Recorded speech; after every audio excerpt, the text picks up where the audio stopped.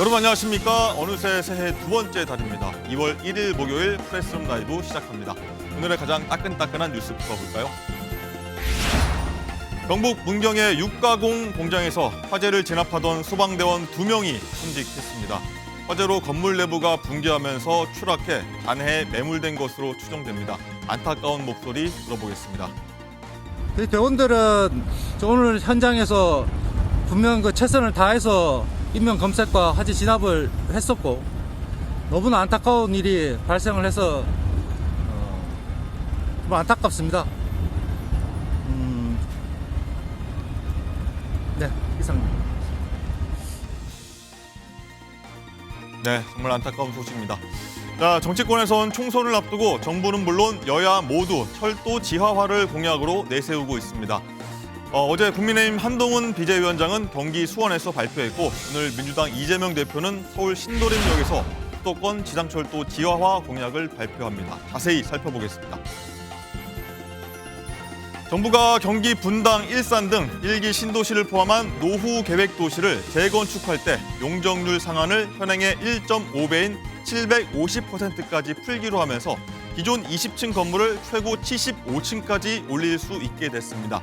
적용 후보지도 기존 51곳에서 108곳으로 늘어 총 215만 채가 대상이 될 전망입니다. 자, 프레스룸 라이브는 1분 뒤에 돌아오겠습니다.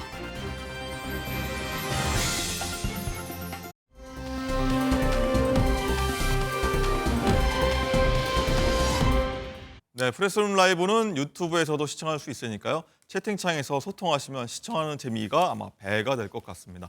자, 프레스룸 라이브의 뉴스 핵심 관계자분들 모셨습니다. 안녕하십니까? 안녕하세요. 자, 더불어민주당 이재명 대표가 어제 신년 기자회견을 열었죠. 주요 내용은 현 정부 비판과 이번 총선에서의 민주당 지지 호소였는데 여기에 국민의힘 한동훈 비대위원장이 조목조목 맞받아치면서 두 사람 사이의 신경전이 최고조에 달한 모습이었습니다. 오늘 하나하나 한번 들여다보도록 하겠습니다. 자, 우선 첫 번째 충돌은 정치 테러였는데, 자, 장가 기자, 이 대표가 자신의 피습 사건을 언급을 했는데 이를 두고 한 위원장이 강도 높게 비판하면서 이제 뭐랄까 설전이 시작된 겁니다. 그렇습니다. 지난달 2일에 이재명 대표를 향한 이 피습은 이념 갈라치기, 양극단 분열의 결과라는 식으로 이재명 대표가 어제 언급을 했습니다. 윤석열 대통령이 또 이를 주도해서 결과적으로 정치인 암살 테러가 벌어졌다고 했는데요. 한동훈 위원장은 여기에 단호하게 맞받아쳤습니다. 목소리 들어보시죠. 국민 통합에 앞장서야 할 대통령이 국민을 편가르고 시대착오적인 이념 전쟁을 벌인 결과 우리 사회는 더 극심하게 양극단으로 치닫게 됐습니다. 이번 저에 대한 소위 암살 시도, 이 정치 테러가 개인에 의해서 벌어진 일이라고 생각하지 않습니다. 이 정치 테러라고 하는 것은 사회 전체적인 분위기나 특정 집단들의 일종의 욕망에 따른 결과인 경우가 많았습니다. 이재명 대표님이 자기가 피습당한 것이 특정 집단의 욕망에 때문에 그런 거다 이런 말씀하셨다는 건가요? 정말로요? 믿겨지지가 않는데요. 테러는 범죄고 테러로 정치 장사를 하면 안 된다고 생각합니다. 그 논리라면 배현진 의원에 대한 테러는 특정 집단이 그럼 민주당의 욕망 때문에 일어난 겁니까? 네, 이 대표가 이번 정치 테러가 개인에 의해 벌어진 일이 아니다 하면서 여기 흉터까지 한번 보여줬다고 하는데 김광삼 변호사님, 일단은 여기에 대해서 한 위원장이 정치 테러 이거 장사하면 안 된다라고 수위 있게 좀 높게 좀 비판을 했는데 어떻게 들으셨어요? 아니 물론 이제 정치 테러에 대해서 이제 규탄하는 건 맞은데 지금 이 최근에 이제 정치 테러는 이재명 대표에 대한 정치 테러가 있었고 배현진 의원에 대한 정치 테러가 있었잖아요. 네. 근데 이게 이제 정치 테러인지 아닌지는 사실은 배현진 의원은 일단 테러라고 좀 그렇죠. 이제 구분하기 어려운 측면이 좀 있긴 하는데 지금 이재명 대표가 여기서 한 얘기가 중요한 것이 개인에 의해서 벌어진 일이 아니라는 거예요. 그리고 어떤 특정 집단의 어떤 욕망의 결과다 이런 얘기하고 있는 것은 뒤에 배후가 있다 이런 말처럼 들리는 거거든요. 그러니까 대표로서 이제 그런 말 하면 안 되고요. 지금 본인이 얘기한 것처럼 양극단으로 치닫게 된 원인이 마치 윤석열 대통령 또는 마치 국민의힘에 다 있는 것처럼 얘기를 하는데 저 말씀은 사실 적절하지 않아요. 왜냐하면 만약에 정말 우리가 진영의 어떤 논리에서 양극단은 돼 있다고 한다면 그거에 대한 책임은 정치인 책임이 있는 거예요. 어느 한쪽에 있는 게 아니고 양쪽에 있는 거고. 뭐 누구나 정치인은 그런 책임이 있다고 봐요. 그러면 물론 상대방에 대해서 비판을 할 수 있지만 자기 반성이 돼야 하는 거거든요.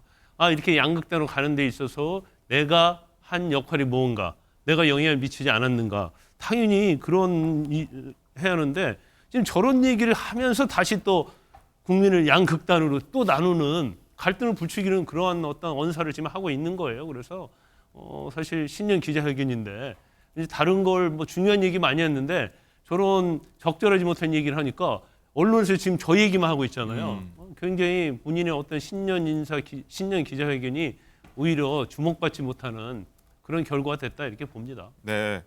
자, 같은 논리라면 배현진 의원 테러도 이 민주당 욕망 때문 아니냐 이렇게 한 위원장이 맞받아 쳤는데 박진영 부원장님, 뭐 이 전체적으로 뭐 김광삼 변호사님 말씀도 다 들어보셨는데 어떤 네, 말씀해 주실까요? 참 농담하기는 그런데 우리 한동훈 비대위원장은 이제는 좀 아주까리 기름 그만 드셔도 안 될까요? 그런 제가 말씀드리고 싶은데 이게 이재명 대표든 배현진 의원진이든 목숨에 관련된 이야기지 않습니까? 그러면 안타깝다 정도로 하고 넘어가면 될 문제인데 이걸 가지고 또 말꼬투리를 잡아가지고 이렇게 계속해서 논란을 이어가야 되냐 뭐 이런 생각이 들고요. 이재명 대표가 한 이야기가 배우가 있다는 이야기보다는 아마 이런 이야기인 것 같아요. 우리 그 유명한 그 사회학자 디르갱이라는 사람이 이런 이야기합니다. 네. 모든 자살은 사회적 타살이다. 세상의 모든 일들은 이유가 있다는 겁니다. 그리고 정치하는 사람, 공적 영역에 일을 하는 사람들은 구조적 원인으로서 파악하려고 하는 노력을 해야 됩니다. 그래야지만이 재발이 방지되는 것이고 사회구조적으로 문제점들을 해결하는 거 아닙니까? 우리가 빈익빈, 부익부 이런 현상들이 일어난다면 개인의 문제로 치부해버리면요. 국가가 해결할 수 없는 겁니다. 구조적 문제로 봐야 되는 겁니다. 이런 사건들도 마찬가지입니다. 그것이 사실은 정치를 하는 사람의 기본적인 교양과 상식입니다. 그런 부분에 있어서 저는 한동훈 그 비대위원장이 말꼬리 하나를 가지고 논란을 일으키기보다는 깊이 있는 철학 공부를 좀 하실 때가 되지 않았나 이제는 정치 본격적으로 하시려면 그런 생각이 드네요. 네. 한동훈 위원장이 사실 기자들이 뭐 이재명 대표 말을 옮겨서 물어보는 과정에서 또 한번 얘기를 한 과정이라고 한번 설명을 드리겠고요. 자, 일단 이 대표가 퇴원하면서 메시지가 사실 또 새삼 화제가 되고 있는데 퇴원 첫 메시지가 증오의 정치, 전쟁 같은 정치 끝내야 한다 이렇게 얘기를 했었는데 또 이번에는 또 당무 복귀할 때는 법과 펜으로 죽여보고 안 되니까 칼로 죽이려 하지만 본인은 결코 죽지 않는다 이런 말들이 다시 화제가 되고 재조명이 되고 있는데 김광삼 변호사님도 이 맥락에서 봤을 때 어떻게 이번 발언 굉장히 보실까요? 모순적인 행동을 하고 있죠. 증오의 정치, 전쟁 같은 정치 끝내야 한다 이렇게 얘기하면서 특정 집단이 나를 테러하려고 했다. 그런 취지 아닙니까? 더군다나 지난번에 피습 이후에 당무에 복귀할 때도 뭐 법과 펜으로 죽여보려고 했는데 안 되니까 칼로 죽이려고 하지만 나는 결코 죽지 않는다. 저 말 자체는 뭐예요? 칼로 죽이려고 하는 세력이 있었고 그 사주를 받아서 그 당시 테러범이 피습을 했다. 이런 주장으로 들릴 수밖에 없거든요. 그러니까 저게 바로 이제 증오와 갈등을 부추기는 그런 행위라고 볼 수밖에 없어요. 그래서 이전부터 보면 민주당에서는 자꾸 그 배우 얘기를 많이 해왔잖아요. 또 최고위원회에서도 계속 배우 얘기를 해왔고 또 친명이랄지 아니면 민주당에 굉장히 친화된 그런 유튜버들이 계속 배우 얘기 해왔잖아요. 그럼 이번 신년 기자회견에서 보면 특정 집단 세력 뭐 이런 얘기 자체가 배우가 있다는 얘기처럼 들려요. 본인은 뭐 그런 의미가 아니었을 수도 있겠죠. 하지만 그 전체적인 워딩을 보면 뒤에 배우 세력이 있고 나를 죽이려고 했다. 그러면 왜 이재명 대표가 저런 얘기를 할까? 결과적으로는 어떤 배우 세력에 대해서 다시 불씨를 살리고 어떤 현 앞으로 다가오는 총선에 있어서 그런 것들이 만약에 계속적으로 이걸 쟁점화 시켰을 때 도움이 된다 이런 생각을 하고 있는지는 모르겠어요. 그렇지만 제가 볼 때는 아마 그렇게 생각하는 사람은 거의 없을 것이다 이렇게 봅니다. 부원장님 다시 한번 질문드리면 퇴원 메시지 증오의 정치 이제 끝내야 된다 이런 얘기들 어떻게 보면 다시 한번 뭐 초심으로 뭐 돌아가야 된다 이런 비판 지적도 있을 수 있는데 어떻게 보십니까? 그 총리실에 이제 대테러 본부에서 나왔던 발표들 문자들 뭐 열상이었다. 그다음 또 그 이후에 있었던 헬기 논란 이런 것들을 봤을 때는 정부 쪽에서 의도적으로 축소하려고 하지 않는다는 의심을 가질 수밖에 없습니다. 제가 지난번 방송에서 말씀드렸습니다만 헬기 이용이 피해자가 이용하고 싶다고 하는 게 아닙니다. 결국은 헬기를 관장하는 공공기관에 허락이 있었기 때문에 그런 겁니다. 그죠? 그런데 이거를 그 당시 이제 테러를 받아서 쓰러진 사람이 원해서 한 것처럼 이렇게 또 언론 보도도 나가고 그랬지 않습니까? 그런 부분에 대해서 민주당에서는 분명히 의혹을 가지고 있는 부분인 거고요.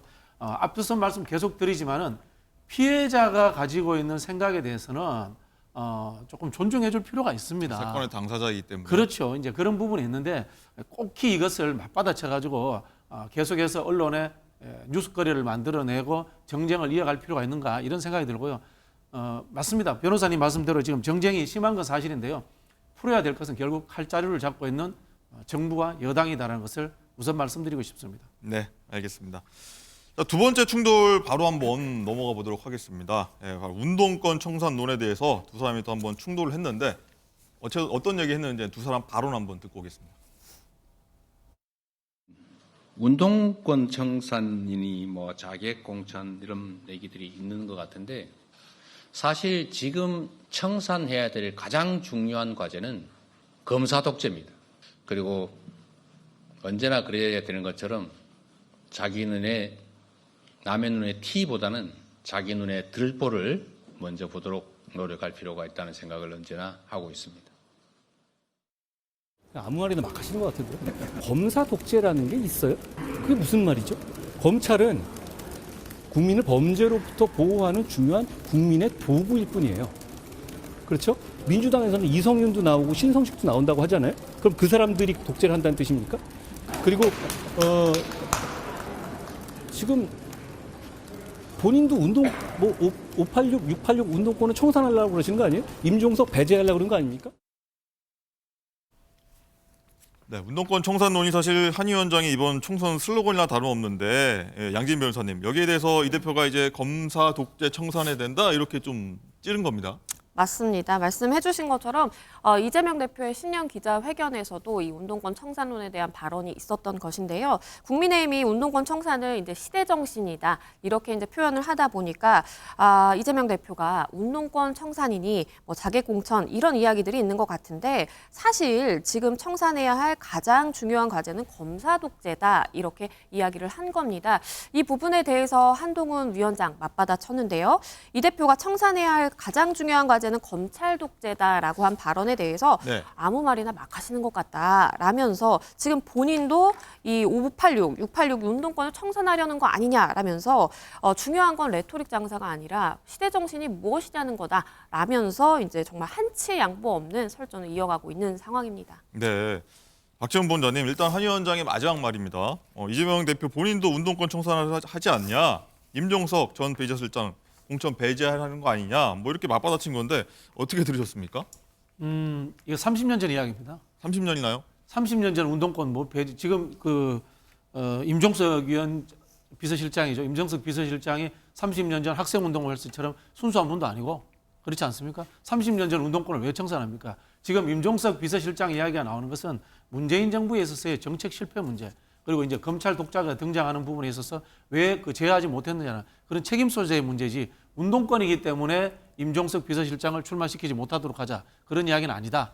이런 말씀을 제가 드리고 싶고요. 네. 한동훈 비대위원장이 그런 이야기를 합니다. 검사는 이제 국민을 지키는 사람들이다. 군사 독재 정권이 그런 이야기했습니다. 구국의 결단으로서 쿠데타했고 우리도 국가를 지키기 위해서 한강을 건너왔다. 똑같은 이야기입니다. 실제로 국민들이 평가합니다. 지금 국가가 제대로 돌아가고 있는가? 경제는 제대로 돌아가고 있는가? 민생은 파탄나지 않았는가? 거기에 대해서 책임을 져야 할 것은 현재 정부를 구성하고 있는 대통령과 그다음에 주요 인사들의 과거의 직업군, 검사 아닙니까? 그러니까 검찰 독재라고 이야기를 하는 겁니다.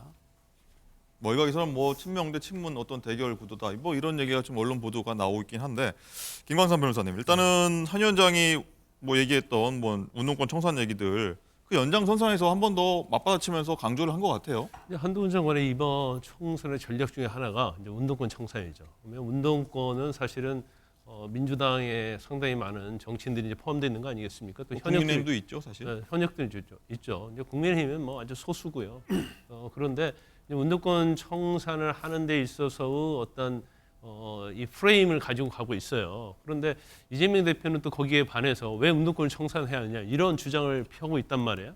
그런데 지금 임종석 전 의원이 중구 성동에 나오려고 하는 거에 대해서 굉장히 민주당 내에서 공격을 많이 하지 않습니까? 특히 김지우 정무조정실장, 그건 뭐 당대표에 어떻게 보면 측근이라고 할 수 있는데 이런 사람들이 뭐 등기를 쳤냐느니 뭐 용산 같은 데 험지 가야 한다 이런 얘기를 하고 있어요. 그래서 한동훈 비대위원장 말은 어떤 얘기냐면 아니 이제 운동권 청산에 대해서 비판을 해왔지 않느냐. 그러면 운동권을 어떻게 보면 보호를 해야 하는데 왜 공천에서 내치려고 하느냐 이제 그런 비판을 하고 있는 거예요. 그런데 뭐 저는 그렇게 생각합니다. 우리가 사실은 운동권 청산이라는 그 과제가 상당히 오랫동안부터 주장이 되어 왔어요. 그런데 사실은 제대로 되지 않았죠. 물론 운동 전에 독재에 맞서서 운동을 했던 사람들, 저항을 했던 사람들에 대해서는 훈장을 줘야 하고 그 가치를 높게 평가받아야 하는 건 맞아요.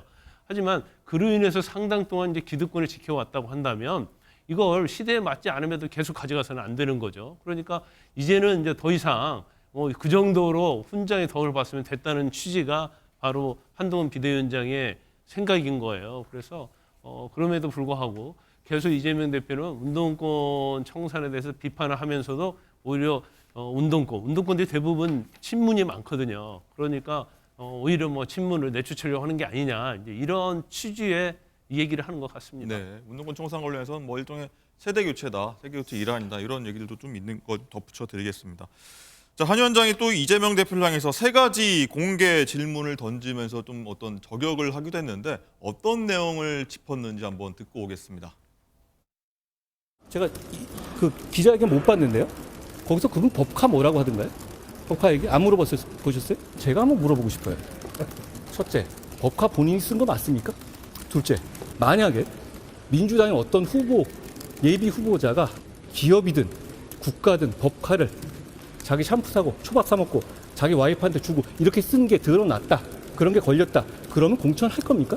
셋째, 이런 질문 안 받고 도망다니는 거 부끄럽지 않습니까? 네, 이 대표의 경기도지사 시절 법인카드 뭐 사적 유용 의혹 요 얘기를 한 것 같은데 일단 뭐 이재명 대표의 약점이라고도 일단 꼽히는 부분이기도 한데 이 사법 리스크 고리로 좀 역공에 나선 거 아니냐 이런 좀 해석이 가능할 것 같기도 한데 어떻게 보십니까? 근데 이제 이재명 대표를 진짜 민주당을 하는 걸 보면 일단 이재명 대표는 사법 리스크에 대해서는 굉장히 공격을 많이 하죠. 검찰의 소설이다, 조작이다 이런 얘기를 많이 해요. 그런데 법카 얘기에서는 별 얘기가 없어요. 그럼 법카도 검찰의 조작이냐? 이제 그런 말을 충분히 할 수 있는데 그렇게 하지 않는 것은 이제 법카에 대해서는 어느 정도 쓴 거에 대해서는 뭐 방법이 없고 이거에 대해서 헤매야 할수록 잘못하면 또 수렁에 빠질 수 있다. 이제 그런 생각을 한 것 같아요. 그러니까 사실 이제 민주당이 계속적으로 이제 김건희 여사에 대해서 명품백에 대해서 공개하고 있지 않습니까?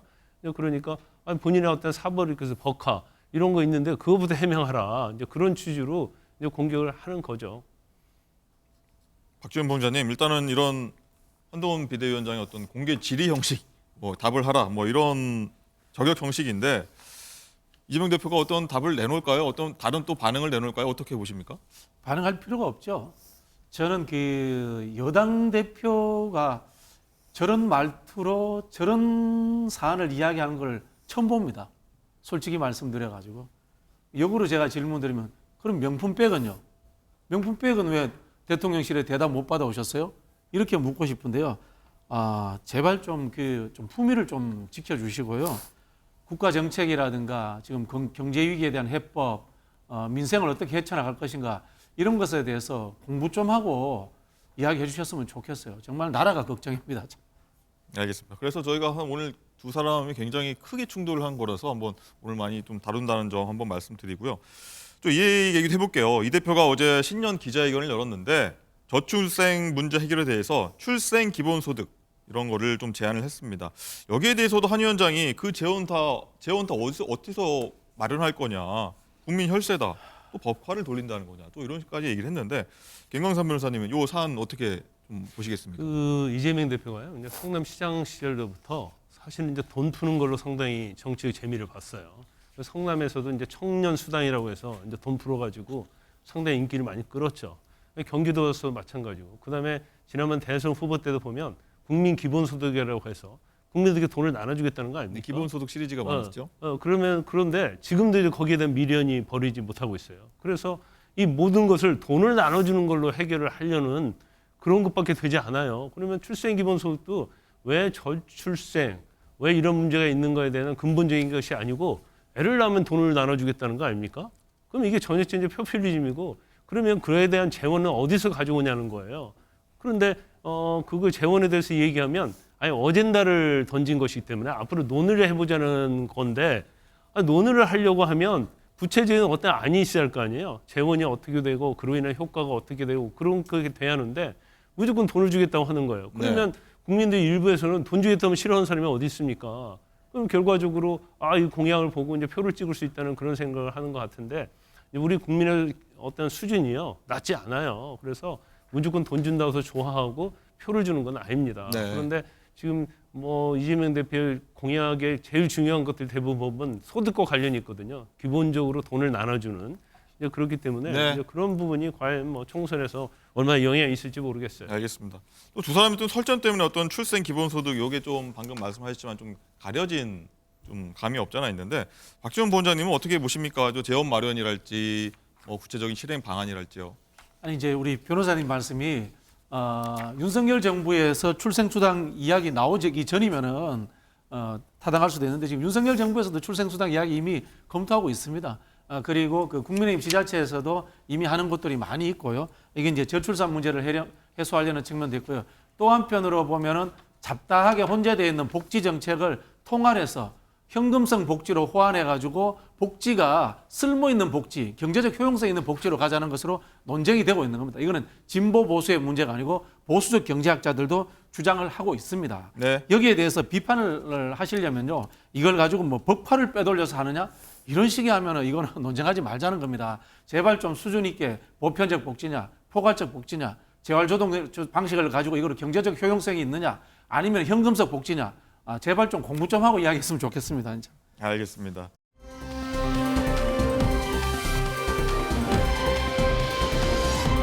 이렇게 두 사람이 여야 대표가 설전을 벌이는 와중에 지역 찾으면서 이제 총선 앞두고 표심 잡기에 나서고 있는데 장갈 기자, 일단 한동훈 위원장과 이재명 대표가 또 다르면서도 또 같아 보이는 공약들을 좀 내놓고 있어요. 그렇습니다. 바로 철도 지하화 공약인데요. 우선 한동훈 위원장은 어제 격전지 수원을 찾아서요, 이 대형 SOC 공약을 내놨습니다.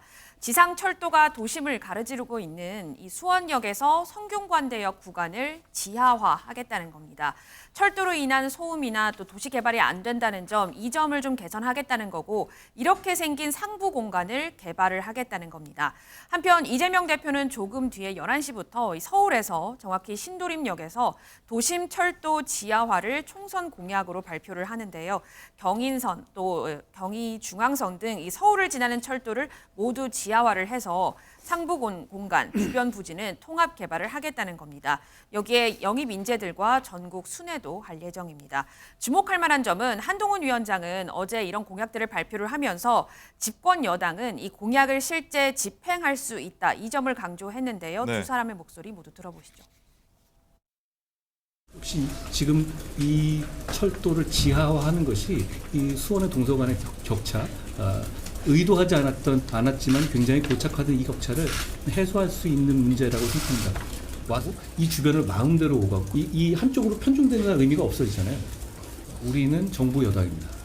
행정력이 있고, 그리고 우리 국민의힘은 전통 있는 당으로 책임감 있는 보수당이에요. 그렇기 때문에 우리는 그 상상을 반드시 이번 총선 과정에서 현실로 바꾸겠습니다. 우리는 소수당이지만 대통령을 보유한 정부 여당입니다. 우리의 정책은 실천이 될 겁니다. 네, 여야 대표가 이렇게 분주하게 움직이고 있는데 일단은 어젯밤에 경북 문경 화재 현장에서 소방관 2명이 순직을 했는데 여야 대표가 차례로 현장을 오늘 찾을 거라고 합니다. 그 얘기 한번 말씀드리면서요. 자, 한동훈 위원장이 어쨌든 수원 찾아서 단절된 구도심을 좀 정비하겠다 이런 구상을 밝혔는데 일각에서는 좀 총선용 토건 공약 아니냐, 또 모든 공약은 또 총선용이라고 또 맞받아치기도 했는데 김광삼 변호사님은 이 내용을 어떻게 보셨습니까? 아니, 총선용 토건 공약 맞죠. 그러니까 이게 토건이라는 의미를 무조건 나쁘게 볼 건 아니에요. 예. 토건이라는 것은 토지 건설 이런 얘기 아니에요. 그러면 토건도 좋은 토건이 있고 나쁜 토건이 있어요. 전에 이명박 전 대통령 때 사대강과 관련해서 그걸 갖다 너무 이제 토건 정부다 이제 그래서 약간 부정적인 이미지가 있지만 아무리 토건과 관련된 거라도 그 지역의 어떤 발전을 위해서라고 한다면 이건 좋은 공약이라고 볼 수 있고요. 저는 이 공약은 굉장히 핵심적으로 핀포인트로 지역 맞춤 공약을 잘 발굴했다고 저는 생각을 해요. 네. 수원이 지금 120만인 정도 되거든요. 메가시티단 말이에요. 그리고 저도 이제 수원에서 살아본 적이 있고 검사 생활을 한 적이 있기 때문에 그렇군요. 수원을 좀 압니다. 그런데 수원이 동서로 격차가 굉장히 심해요. 그리고 구도심과 신도심, 특히 뭐 광교랄지 그런 데는 엄청나게 발달을 했죠. 그렇지만 이제 구도심 발전이 안 돼 있어요. 근데 그거 원인 중에 하나로 지목하는 것이 바로 이 경부선 철도를 얘기하는 거거든요. 네. 근데 철도가 도심을 가운데 지나다 보니까 모든 장애가 되는 거예요. 그래서 이 공약 자체는 제가 볼 때는 잘 발굴을 했다. 핀포인트 공약이다 이렇게 봅니다. 그렇군요. 일단 국민의힘 뭐 이 얘기도 해볼게요. 유승민 의원 얘기인데 국민의힘 내부에서 이제 유 전 의원의 수도권 역할 논의를 좀 급부상하고 있는 상황인데 저희가 어제 잠깐 짚기도 했는데 수도권 민심 잡기 사활 거는 한동훈 비대위원장이 뭐 유승민 카드를 쓰게 될지 안 될지도 좀 하나 좀 짚어보고 갈게요. 굉장히 제가 볼 때는 신중할 건데 네. 뭐 쓰는 게 국민의힘에는 저는 좋다 이렇게 생각을 해요. 그 이유가 여러 가지 있지만 유승민 전 의원이 사실 굉장히 반윤적이잖아요.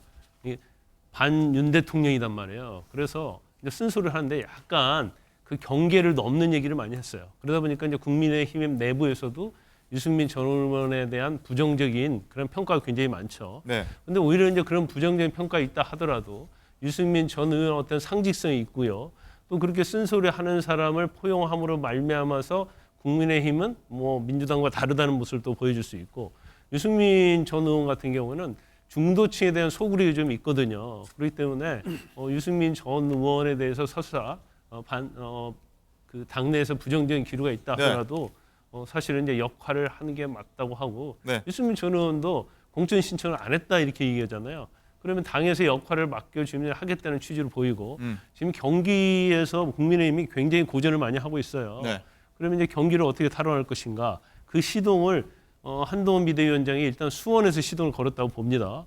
그러면 지금 내부에서는 유승민 역할론을 경기도에서 특히 중요한 역할을 맡겨야 하는 것이 아니냐 네. 그런 얘기가 많이 오가는 것 같아요. 그건 결정은 한동훈 비대위원장이 결정을 해야 할 내용이다 이렇게 봅니다. 네. 네. 경기 수원 얘기를 하면서 수도권 역할을 나오면서 한번 얘기를 해보는 것 하고 있는 건데 국민의힘에서는 일단은 유 전 의원이 어떤 식으로 좀 역할을 해야 한다, 또 해줘야 한다, 뭐 이런 기류가 있고 많은 말들이 나오고 있는데 저희가 한번 발언 한번 다 모아봤습니다. 그래도 어쨌든 당의 보탬이 될 수 있는 사람인 만큼 유승민 의원이 총선 과정에서 어떤 형식 직접 후보로 나서든지 아니면 뭐 다른 방식으로 좀 도울 일은 있을 수 있다 이렇게 생각을 합니다. 당에서 과연 그 유승민 전 대표에게 그 기회를 열어줄까요? 뭐 어쩔 거 있습니까? 저 이준석 전 대표도요 탈당만 안 해서 그냥 노원병 주려고 그랬는데요. 어떻게 알고 계세요? 일단 안민석 의원이 공천을 받는다는 생각 자체가 좀 오산 아닌가요? 내가 이재명 대표나 공간이라면 대표적 비호감 정치인인 안민석 의원부터 자를 것 같거든요. 저는 유승민 전 의원이 당에서 네. 뭔가 레드카펫이나 뭐 꽃마차 태워주기 기다리면서 어디 나한테 한번 좋은 제안 들고 와봐 하기보다는 본인이 먼저 이 당을 위해서 헌신하겠다라는 결기나 자세를 보여주는 게 필요한 거 아닌가. 네, 잘 들으셨는데 박진영 본장님 일단은 한동훈 위원장이 대통령을 보유한 정부 여당이라고 말하면서 당정이 하나다 이렇게 시사를 하면서 한 위원장이 유승민 카드를 꺼내면 대통령실과 한 위원장이 어떤 대립 혹은 차별화 전략을 좀 선명하게 갖고 갈 수 있는 거 아니냐 뭐 이런 얘기도 나오고 있거든요. 어떤 선택이 나올까요?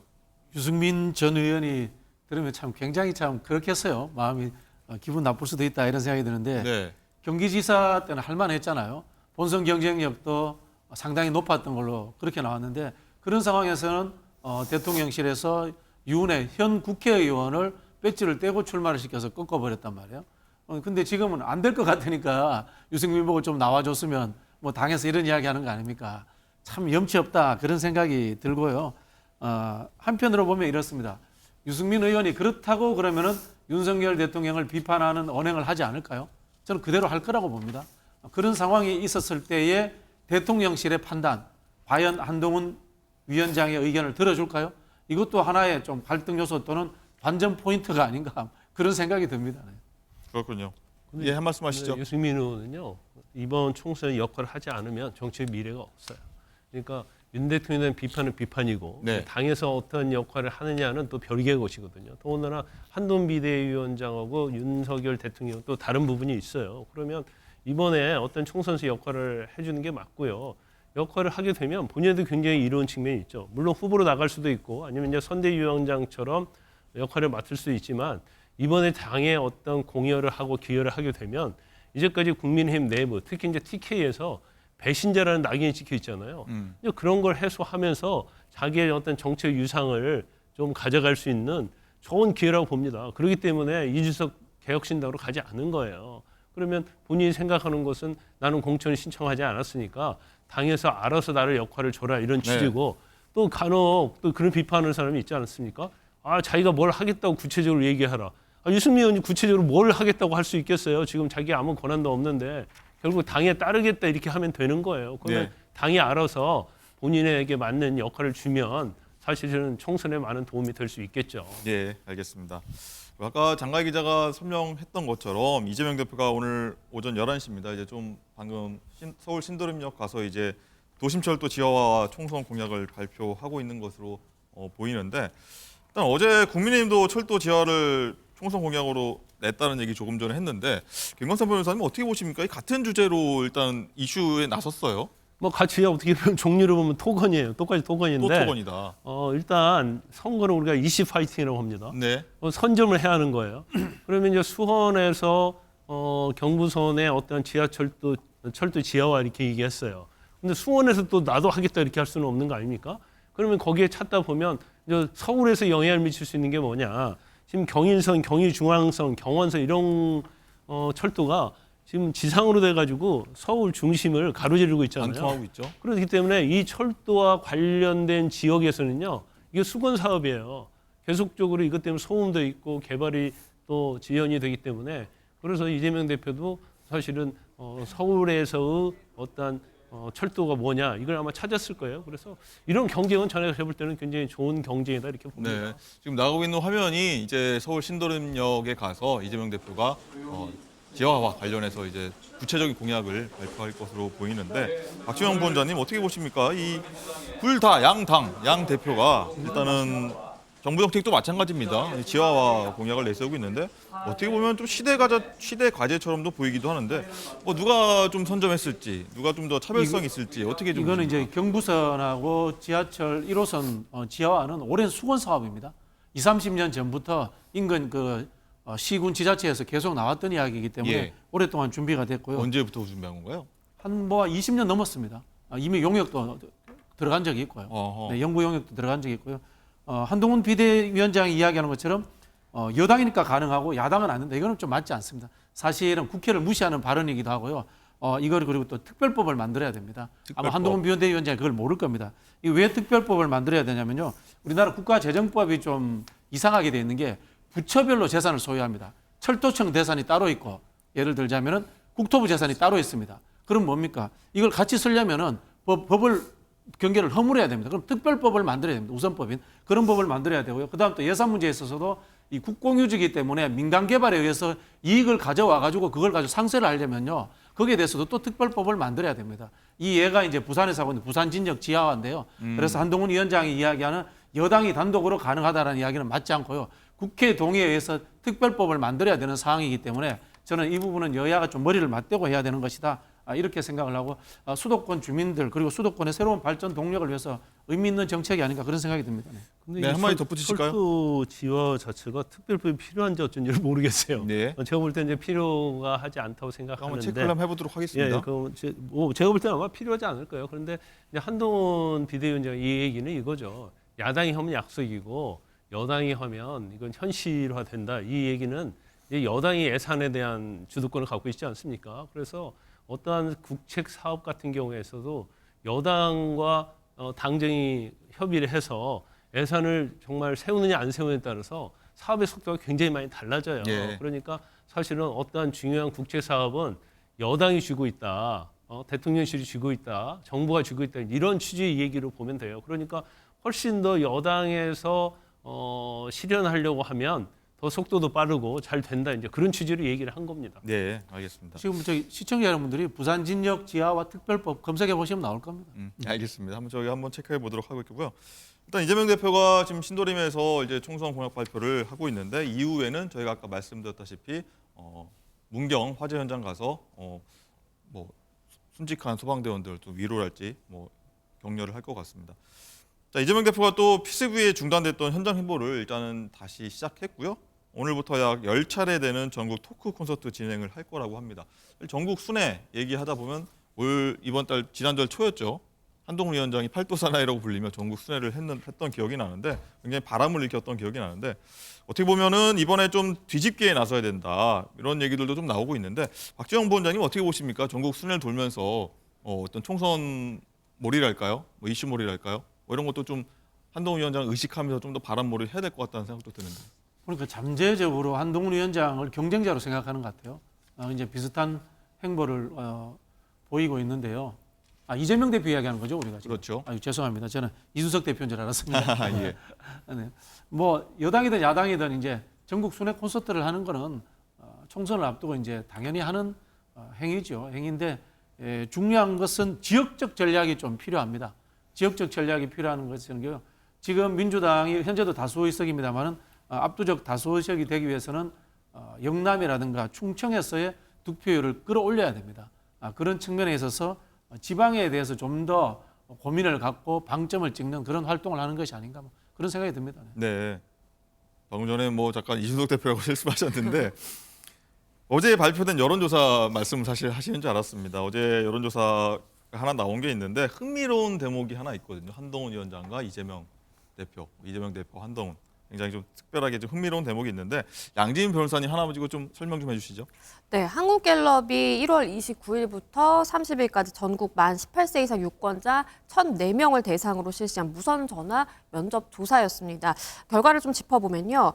총선의 승부처로 꼽히는 이 수도권에서 이재명 대표와 한동훈 위원장의 선호도가 비슷하게 집계가 됐습니다. 네. 서울에서 이 대표가 24% 그리고 한 위원장이 23%였고요. 인천과 경기에서는 이재명 대표 30%, 한동훈 위원장 27%로 조사가 됐습니다. 차기 대통령감을 묻는 선호도 조사에서는요. 이재명 대표와 국민의힘 이 한동훈 위원장이 각각 26%로 동률을 기록을 했는데요. 그런데 상당수의 국민들은 사실 장래 대통령감에 대한 선택을 좀 미루고 상황을 관망 중인 것으로 분석이 됐습니다. 선호하는 장래 지도자가 없다라고 하는 응답은 23%, 또 모름, 응답 거절은 8%였고요. 특히 중도층의 44%가 선호하는 사람이 없다고 답하거나 아니면 응답을 거절하는 것으로 드러났습니다. 네, 오늘 사실 이재명, 한동훈, 이재명 이 두 분 얘기를 사실 계속 하기 때문에 이걸 사실 끌고 저희가 나와서 한번 얘기를 해보려고 하는 건데 총선하고는 사실 의미가 없는 걸 수도 있긴 하겠지만 김관삼 변호사님 일단 22% 동률 차기 대통령감 묻는 선호도에서 동률을 이뤘는데 어떻게 지금 의미를 보십니까? 예전하고 좀 달라진 수치긴 합니다. 그렇죠. 이재명 대표는 정치를 굉장히 몇십 년 한 사람 아니에요? 예. 한동훈 비대위원장은 정치 시작한 지 이제 30일 좀 넘었어요. 한 달 남짓이죠. 비대위원장 시작한 지 한 30일 정도밖에 안 됐어요. 이제 그럼에도 불구하고 이재명 특히 이제 전 대통령 선거 때 민주당이 후보했던 사람 아닙니까? 그 동률을 했다는 것은 굉장히 제가 볼 때는 한편으로 보면 충격적이면서 국민의힘 입장 그리고 한동훈 비대위원장 입장에서 보면 굉장히 고무적인 일이라고 봐요. 그리고 우리가 이제 여론은 추세라는 얘기를 많이 하잖아요. 예. 그런데 이재명 대표는 지금 뭐 다른 여론조사에서 보고 이번 한국갤럽도 보면 좀 정체도 있죠. 그러니까 실제로 굉장히 강성, 콘크리트층만이 있지 중도층의 어떤 변화가 거의 없어요. 그러니까 머물러 있다고 볼 수 있고 지금 한동훈 비대위원장은 비대위원장 취임하면서부터 계속 이제 상승적인 추세에 있지 않느냐 그런 평가가 가능해요. 그렇다면 향후에 이제 어떻게 될 것이냐 그걸 봐야 할 것 같고 이제 사실 이게 총선과 관계없는 것처럼 보이지만 총선은 굉장히 중요합니다. 왜냐하면 지금 국민의힘의 비대위원장이잖아요. 이제까지 여론 조사를 보면 한동훈 비대위원장하고 국민의힘이 디커플링 된다. 예. 그러니까 한동훈 비대위원장의 지지도는 올라가는데 국민의힘 지지도는 그대로 있다는 거 아닙니까? 그런데 이제 최근에 보면 좀 움직이기 시작했고 그 이유는 여러 가지겠지만 한동훈 비대위원장을 국민의힘하고 일체로 보지 않았던 거예요. 예. 그러다 보니까 국민의힘 마음에 들지 않는다는 거죠. 기득권에 머물러 있기 때문에. 그렇지만 앞으로 이제 공천 과정을 지켜보고 한동훈 비대위원장이 국민의힘에서 그립을 꽉 쥐고 있고 절대 영향을 미치겠다는 판단을 쓰면 제가 볼 때는 뭐 앞으로도 뭐 여론조사에 있어서는 굉장히 좋은 영향을 미칠 것이다 이렇게 봅니다. 예. 보면 두 명의 선호도가 당 지지율보다는 낮다는 점 방금 말씀해 주셨는데 그런 부분 그리고 선호하는 장내 지도자가 없다. 모르겠다는 응답이 31%에 달하는데 이 부분은 박진영 부원장님은 어떻게 좀 해석을 하시고 분석을 하실까요? 이제 한국갤럽 조사가 직접 면접 조사입니다. 네. 전화로 이야기를 합니다. ARS가 아니고. 그러다 보니까 사람들이 본심을 이야기할 꺼리는 경향이 있어요. 그러다 보니까 응답률이 또 낮습니다. 응답률이 낮고요. 그다음에 지지율이 또 낮게 나옵니다. 오히려 저기 그 무당파라든가 중도층이 높게 나오는 경향이 있습니다. 그런 경향이 있다는 말씀. 그렇죠. 이제 그런 경향이 있는 거고요. 실제로 다른 ARS 조사들은 보면은 민주당과 이재명 대표의 지지율이 아마 한 10% 이상 높게 나올 겁니다. 뭐 그런 좀 현상도 있다는 것을 말씀을 드리겠고요. 한동훈 비대위원장은 그 우리 변호사님 말씀하신 내용을 역으로 이야기하면 똑같이 이렇게 이야기할 수도 있습니다. 굳어진 지지율이 아니다. 윤석열 대통령의 의탁에서 만들어진 지지율이다. 이렇게 분석할 수도 있고요. 또 한편으로 보면은 총선이 끝나고 나면은 소멸할 수도 있는 지지율이다라고 볼 수도 있는 겁니다. 그건 뭐냐면은 갑자기 쌓아 올린 지지율이기 때문에 모래성이기도 하고요. 또 좋게 말하면 확장성이 있을 수도 있습니다. 그러나 선거의 성패에 따라서 한순간에 소멸할 위험성도 있다. 과거의 황교안 대표처럼 그런 예를 좀 들고 싶네요. 네. 알겠습니다.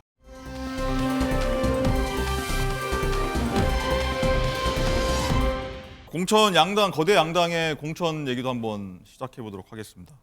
먼저 어제부터 공천 예비 후보 면접에 들어간 민주당인데 장갈 기자, 이재명 대표도 이 총선 나가기 위한 면접을 봤어요. 그렇습니다. 당대표도 명찰 달고 공천 면접 봤습니다. 약 7분에서 10분간 면접이 진행이 됐고요. 자기소개 30초 그리고 여기에다가 질문이 계속해서 이어지는 방식인데요. 네. 면접도 공관위원 15명이 후보 한 명 한 명 이렇게 보는 게 아니라요.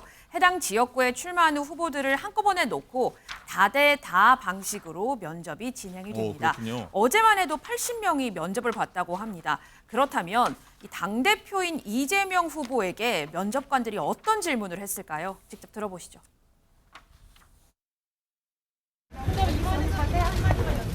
우리 면접 시간 맞춰야 되는데. 왜 국회의원이 돼야 되는지를 우리 공관위원들께 잘 설명드리고 좋은 평가를 받을 수 있도록 최선을 다하겠습니다. 그럼 자기소개 준비하시는 게 어떤 내용이죠? 그거 비밀입니다. 어떤 질문 좀 네, 질문이 상당히 많이 다양했던 것 같습니다. 7분이 짧지 않았습니까? 좀 짧긴 한데 뭐 현실적으로 뭐 면접 대상자가 워낙 많으니까 불가피하지 않나 생각합니다. 혹시 대표님께 곤란한 질문은 따로 없었습니까? 그 걱정인데 다행히 없었습니다. 사법 리스크 관련해서 질문 없었을까요? 자, 고맙습니다. 감사합니다. 면접 내용 굉장히 궁금해하고 기자들이 많이 질문을 했는데 비교적 상세하게 친절하게 다 얘기를 했는데 김광선 변호사님 마지막에 사법 리스크 관련 질문 있었습니까? 했더니 그냥 갔습니다. 어떻게 좀 보셨어요? 뭐 제가 볼 때는 당연히 없었겠죠. 누가 감히 이재명 대표에게 당대표한테 그렇죠. 당대표에게 지금 사법 리스크 얘기를 하겠어요. 더군다나 민주당 입장은 이건 검찰의 조작이다고 소설이다 이 얘기하는데 네. 또 사법 리스크 부르면 아마 이재명 대표가 제일 불쾌하는 대목이 그거 아니겠어요? 불편한 질문도 사실 하기 좀 꺼려했을 수도 있습니다. 아니 뭘 원래는 이제 공천 면접을 때는 불편한 질문을 해야 하는 거예요. 아니 사법 리스크가 있는데 과연 총선에서 본인이 당선된다 하더라도 거기에서 어떤 실형이 선고될지 유죄가 선고되면 또 당선 뭐 자체가 무효가 될 수 있는데 어떻게 생각하느냐 뭐 그런 식으로 얘기할 수 있죠. 그러니까 국회의원직을 유지할 수 없는데 어떻게 생각하느냐 이런 걸 당연히 물어볼 수 있는 건데 저것은 아마 민주당 내에서는 좀 금기할 거예요. 그래서 아무리 공천 면접이 뭐 타이트하게 이루어진다 하더라도 당 대표한테 감히 누가 사법 리스크에 대해 얘기할 수 있는 그런 분위기는 아닐 겁니다. 네. 면접이 공천 심사에 있어서 한 10% 정도로 아주 큰 비중을 차지하는 건 아닌데 박지원 본자님 일단은 면접장들 보면 분위기가 어떻습니까? 당내 긴장감도 있을 것 같기도 하고요. 긴장감들이. 저희가 이제 우리 앵커님이 방송해 보시면은 이 패널이 첫 방송 나와서 한 10분 이야기해 보면은 그 사람 내용 나오잖아요. 진보든 보수든. 네. 실제로 이 공심이 들어가서 후보들 면접해서 자기 소개하고 왜 국회의원이 되고 싶어요? 이야기 한두 마디 해보면 내공 드러납니다. 또 그게 한편으로 보면 아쉬운 점이기도 한데 10분이 짧지만 10분이 충분하다고 말씀하시는 건가요? 충분한 제가 말하는 아쉬운 점은 네. 요즘 정치 지망생들 실력이 많이 떨어졌어요. 옛날하고 비교해가지고 우리 김광삼 변호사님 같은 분도 옛날에 뭐 정치 하신다라거나 방송 처음 할 때 이런 분들을 하고 비교하면은 너무 많이 레벨이 떨어져. 이게 네. 감사합니다. 네네. 그러다 보니까 오히려 심사하기 쉬울 거예요. 네. 그렇군요. 또 이런 가운데 또 임혁배 공관위원장이 현역 평가 하위 20%에 해당하는 의원들에게 직접 결과를 통보하고 있다 이런 보도가 나왔는데 민주당에서 아니 그런 적 없다. 지금 당에서 난리가 났으니까 그런 적 없다라고 했는데 박정원 원장님 이거 되게 좀 민감한 상황 아닙니까? 지금 현재 민주당은 저기 관련돼서 시행세칙이 어떻게 되어 있냐면요. 밀봉이 되어가지고 경선이 끝난 이후에 오픈하는 걸로 이렇게 아무도 돼 모른다 지금. 예, 그렇게 돼 있습니다. 근데 저는 그 제도가 문제가 있다고 봅니다. 평가라든가 점수를 국민들과 당원들, 지지자들이 알아야 되는 거 아닌가요, 사전에? 그리고 거기에 대해서 경선에서 또 어쨌든 심판을 하는 것이 적절하지 않은가요? 우리가 정부를 비판할 때도 정부의 성적표가 나오잖아요. 한 해 동안에 뭐 경제 지표라든가 또 민생 지표 이런 것들이 나오지 않습니까? 그런 것들을 갖고 사실은 우리가 평가를 해야 되는 거잖아요. 똑같이 정당에서도 국회의원들의 평가는 저는 100% 공개되어야 되고 그것은 사전에 공개되어 가지고 국민들과 당원들이 아는 상태에서 저는 심사와 경선이 이루어지는 것이 맞다. 그런 생각이 듭니다. 네, 알겠습니다. 민주당 얘기 좀 계속 하고 있는데 이재명 대표의 지역구인 인천 계양을 계속 얘기가 나오고 있는데 여기에 도전장을 내민 국민의힘 인사가 있습니다. 돌덩이 발언 하는 분 우리가 다 아는 그분인데 양진 변호사님 일단 어제 이 분이 공천 신청을 했다 하더라고요. 맞습니다. 원희룡 전 장관이 지난달 30일 어제죠. 민주당 이재명 대표의 지역구인 인천 계양을의 국민의힘 총선 후보로 이 공천을 신청했습니다. 그러면서 이 이재명 대표를 겨냥한 발언들을 많이 쏟아냈는데요. 원희룡 전 장관은 이재명 대표가 검사를 사칭하고 또 허위사실 공표, 배임, 부정부패 혐의로 수사를 받고 있으면서도 성남시장, 경기도지사, 또 국회의원이라는 권력을 자기 욕망의 수단으로 삼았다라면서 지금도 이 대통령이라는 권력을 잡기 위해서 당대표와 또 국회를 도구로 삼고 있다라면서 강도 높은 이야기를 쏟아냈습니다. 네, 여야 대권 잠룡으로 불리지 않습니까? 이 대표와 원 전 장관 빅매치 정말 성사될지 많은 분들이 좀 지켜보고 있는데 관심 있는 대상인 두 사람 표정 어떨지 저희가 화면으로 한번 담아봤습니다. 이재명 대표의 정치는 권력을 잡기 위한 도구일 뿐입니다. 검사 사칭하고 허위사실 공표, 배임, 부정부패 혐의로 수사를 받고 있으면서도 국회의원이라는 권력을 자신의 욕망의 수단으로 삼았습니다. 이재명의 정치가 원인입니다. 제가 그 고리를 끊어보겠습니다. 혹시 그 원희룡 장관도 이번에 그 개항을 출마하겠다고 선언했는데 승리 확신하실까요?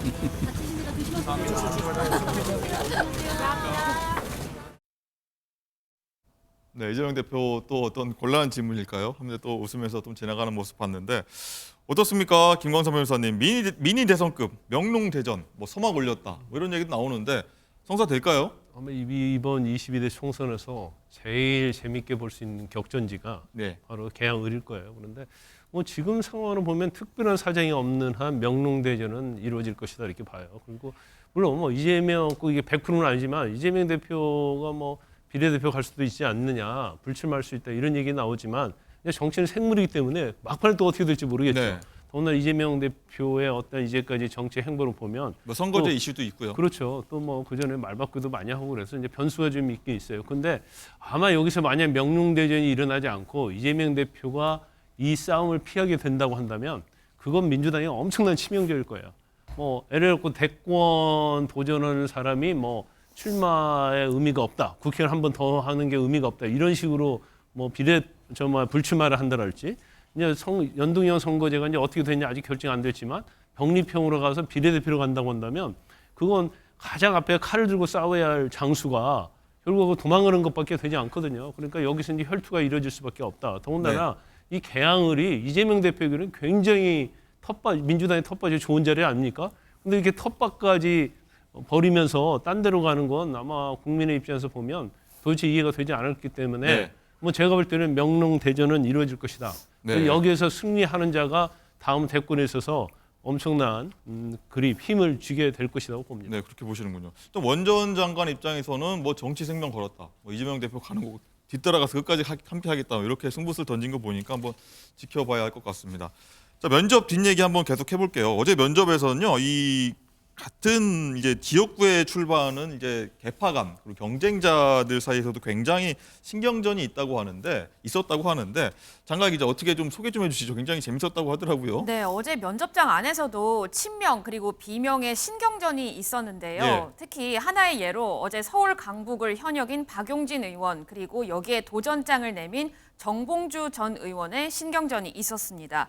이 자리에서 면접관이 왜 강북을에 출마하려 하는가라는 질문이 나왔는데 이에 대해서 정봉주 의원이 여기에 민주당을 공격하는 의원이 있어서 간다. 보수 언론에게 칭찬을 받는 당의 정체성이 의심되는 사람이 있다. 이렇게 답을 했습니다. 네. 박용진 의원이 바로 옆에 앉아 있는데 박용진 의원을 향해서 정봉주 전 의원이 일격을 날린 거죠. 네. 그리고 면접이 다대다 방식이어서 박용진 의원은 정봉주 의원의 발언을 모두 다 들어야 했는데요.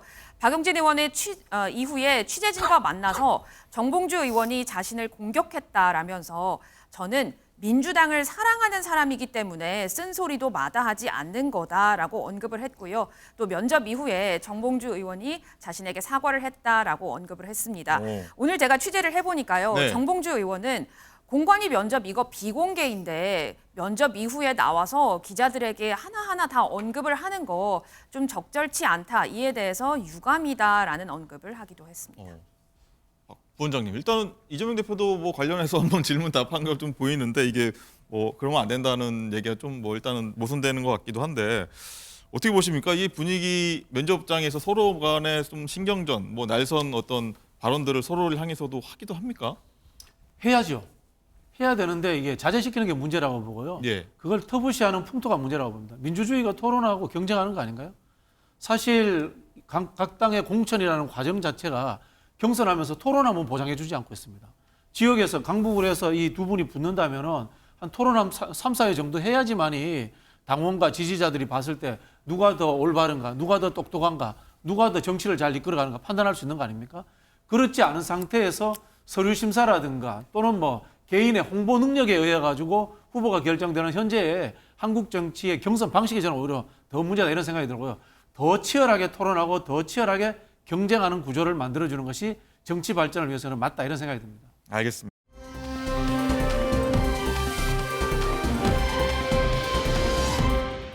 제3지대 얘기도 한번 해보도록 하겠습니다.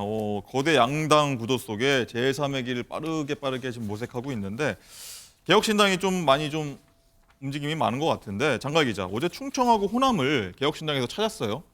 그렇습니다. 어제 이준석 신당이 트럭 타고 세종시 그리고 광주 일대 돌았고요. 네. 오늘은 순천을 찾았습니다. 이준석 대표는 과거부터 이 충청권 그리고 호남 표심을 좀 중요하게 생각한다 언급한 바가 있는데요. 지난 대선 당시에 자신이 당대표를 역임할 때 광주에 이 복합 쇼핑몰을 유치하겠다 이런 공약을 내건 바 있죠. 예. 이처럼 전통 보수 정당이니까 호남 포기 이런 선거 전략을 답습하지 않고 모든 지역에서 기본 생활 수준을 확보하겠다는 이 개혁신당만의 접근을 확장시키겠다 이런 의미로 충청, 호남 방문에 공을 들이고 있는 것으로 보입니다. 네. 이준석 개혁신당 대표는 또 세종시 찾아서 이게 출마 가능성도 열어놨다 이런 여지를 좀 남겨놨는데 그런 가운데 국민의힘 장해찬 청년 최고위원이 아주 자극적인 발언으로 개혁신당의 공약을 비판을 한 게 있는데 관련 발언 한번 듣고 오겠습니다. 이준석 신당을 보면 캡사이신 범벅이 된 음식을 보는 것 같아요. 이게 논란이 돼야 되고 관심을 끌어야 되니까 네. 자극적으로 그 매운 양념인 캡사이신을 뿌리다가 이게 너무 과한 거예요. 예. 범벅이 됐어요. 그러니까 그래서 뭐 갈비 신당 이후로 오늘 신조어를 만들자면 또 캡사이신 신당이 아닌가. 그리고 김웅 의원이나 그 측근들이 다 저기 이상한 신당 안 가잖아요. 맨날 캡사이신이나 뿌리고 전과자를 중용하는 신당을 안 갔잖아요. 또 이상한 신당이라 그러시면서 아니 거기 다 전과자 해야만 막 사무총장하고 최고위원 할 수 있어요. 저처럼 음주운전 안 한 사람은 거기서 고위직을 할 수가 없어요. 보니까. 아이고. 네, 장해찬 정경위원의 언변 한번 들어봤고요. 양재인 변호사님, 일단 캡사이신이 갑자기 등장했는데 개혁신당에서도 바로 맞대응했죠? 맞습니다. 바로 맞대응을 했습니다. 개혁신당 천하람 최고위원은요, 기꺼이 개혁신당이 한국 정치의 캡사이신이 되겠다라면서 한국 정치에 큰 스트레스만 안겨주는 이 장 전 위원 같은 분들 덕분에 맛있게 매운 개혁신당이 각광받고 있다라고 이야기를 했고요. 같은 당 이기인 최고위원도 이야기를 했습니다. 민심을 외면하고 대통령에게만 조아리면서 우리 사회에 해악만 끼치는 정치 콜레스테롤들이 말을 하고 있다라고 비판했습니다. 그렇군요.